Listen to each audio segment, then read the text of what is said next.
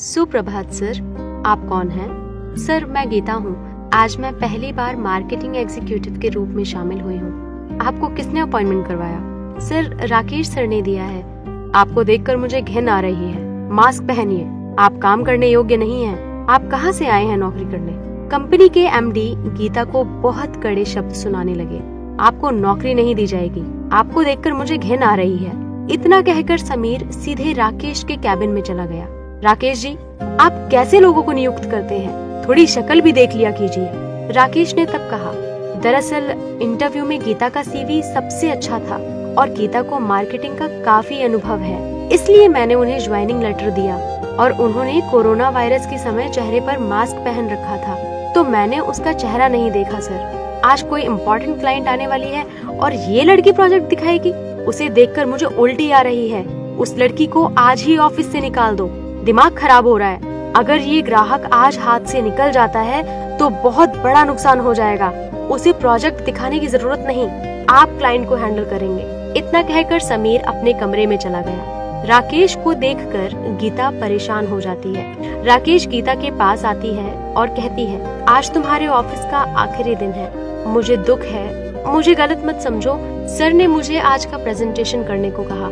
गीता ने तब कहा, एक समस्या है साहब, मुझे सब पता है, मैं अब चलती हूँ। सर, बस मेरा एक रिक्वेस्ट है, क्या मुझे प्रेजेंटेशन में रखा जा सकता है? राकेश ने तब सोचा और कहा, ठीक है, लेकिन आपको मास्क पहनना होगा। गीता को यह स्थिति उसके जीवन में एक अप्रत्याशित दुर्घटना के कारण मिली। भले ही उनकी सारी पढ़ाई और अनुभव ऊंचे दर्जे के हो, लेकिन आज कोई भी उन्हें उनके रूप रंग के कारण नौकरी नहीं देना चाहता। राकेश अपने क्लाइंट के सामने प्रेजेंटेशन दे रहे हैं। सब ध्यान से सुन रहे हैं। प्रेजेंटेशन के अंत में क्लाइंट ने मिस्टर समीर को कहा, दरअसल मिस्टर समीर, हमारी कंपनी ये प्रोजेक्ट आपकी कंपनी को नहीं दे पा रही है। आपके डिजाइन के हिसाब से अस्पताल का आकार बहुत ही छोटा हो रहा है। अगर ऐसा हुआ तो धूल से पर्यावरण खराब हो सकता है। I am sorry mister Sameer. ऐसा कहकर क्लाइंट उठने ही जा रहे होते हैं, तब गीता कहती है, माफ कीजिए सर, यदि आप मुझे अनुमति दें तो मैं 5 मिनट के लिए संक्षेप में बताना चाहूंगी।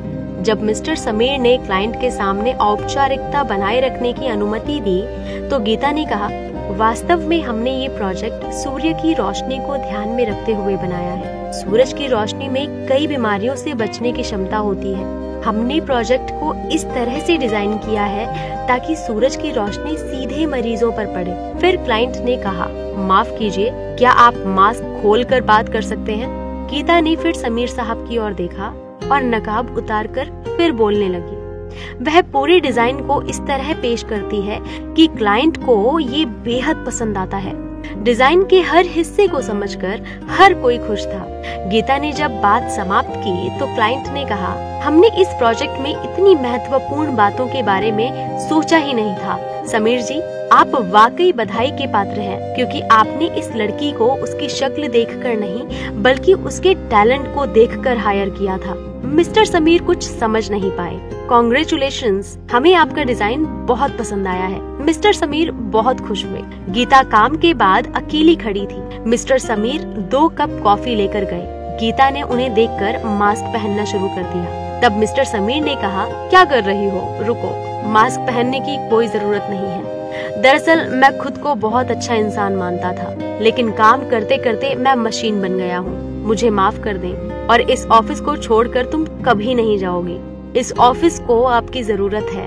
गीता अपने बॉस समीर की बात सुनकर आंसू पोंछती है और कहती है, नहीं सर, आप समझते हैं कि मेरे लिए ये काफी है, लेकिन आप कहीं नहीं जा सकती। जाइए, आप अपने काम पे जाइए। गीता मुस्कुराते हुए काम पर जाती है। वास्तव में लोगों को उनके बाहरी पहलुओं से आंकना सही नहीं है। हमें अंदर से देखना चाहिए। प्राकृतिक सोना साफ नहीं होता, बाद में उसे साफ करना पड़ता है। भगवान सभी को सद्बुद्धि दे।